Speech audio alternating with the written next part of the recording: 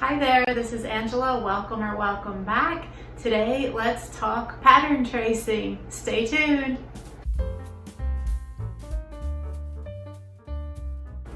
Before we get into pattern tracing, I wanted to let you know, if you stick around till the end of the video, I have a little sneak peek for you. It's at the quilt that I currently have in process. I've been working on it for a little while, and I hope to finish it up within the next month because it is already designated as a gift for someone. So I had a certain family member in mind when I started the quilt, and I really just need to get it wrapped up. But I'll give you a little sneak preview of that. So let's talk about pattern tracing. I am currently in the process of cutting out the pieces for a skirt. It's Simplicity S9375, I think it is. And as you can see from the insert picture, I have traced the pattern pieces, and that's not something that I do every time. There are a few reasons or situations where I feel it's best for me to go ahead and trace the pattern rather than cut the actual tissue paper pieces out. One of the main reasons that someone might choose to trace their pattern pieces is if they're only interested in a particular size. So most of the pre-printed patterns these days are multi-sized. So if you were to cut out just one size from the pattern pieces, the way that the lines overlap each other, you could potentially ruin any possibility for using the other sizes in the pattern. And for me personally, my weight has fluctuated up and down pretty much my whole adult life.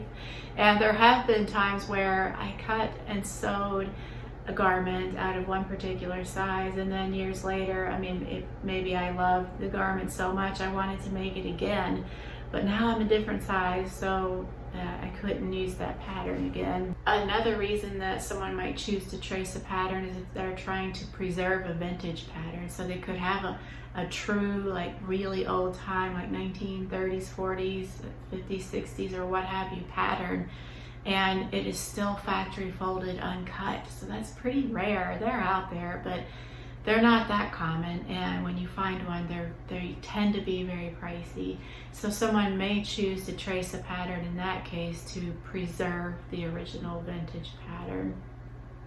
Another reason is that if you know you're going to be making alterations, and this is another reason why sometimes I've traced patterns.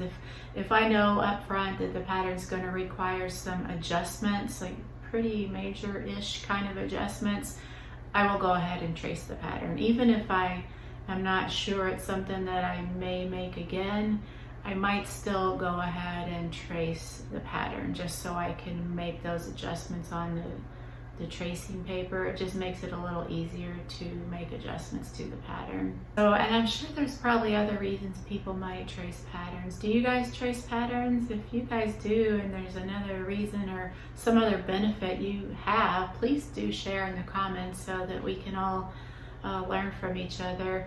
The only real drawback that I've come across regarding tracing a pattern is just simply that it takes a lot more time.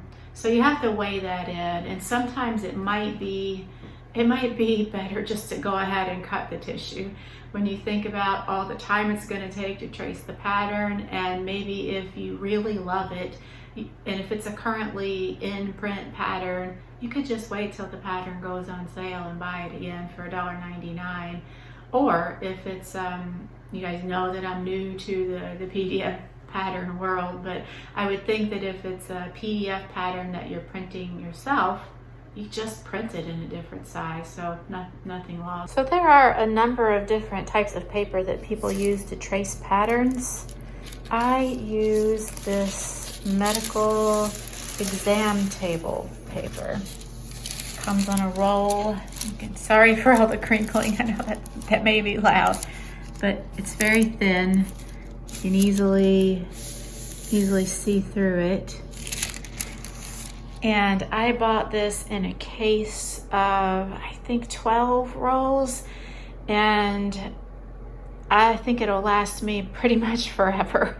I'm still on my first roll. Granted, I don't use it all the time, but you know, I think it'll last me a good number of years. As promised, here's a sneak peek at the quilt that I have in progress. It's called Topsy Turvy Turtles.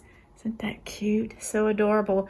It's by Carrie Patch Designs, and it's applique. It's piecing and then applique, and a little bit of embroidery. Let's see if I can get it closer.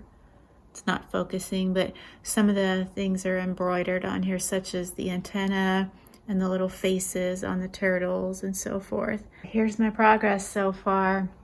And I got to use a lot of scraps up making this quilt. All of these little pieces for the little animals and the flowers. I hope you enjoyed that little sneak peek. I think it's such a cute quilt, and I'm looking forward to getting that finished up.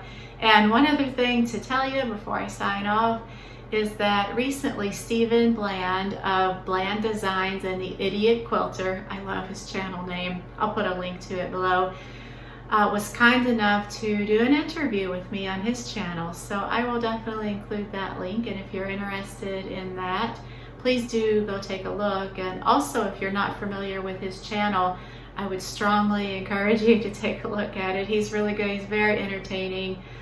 His channel is fun, friendly. He talks about primarily quilting, because that's what he does. That's his main hobby as far as fabric. He's also an avid 3D printer. So my husband is a 3D printer, a person who does 3D prints using 3D printers.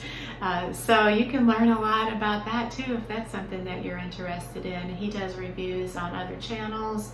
He does reviews on fabric and quilt shops, on online stores that any of us could order from. So definitely worth taking a look.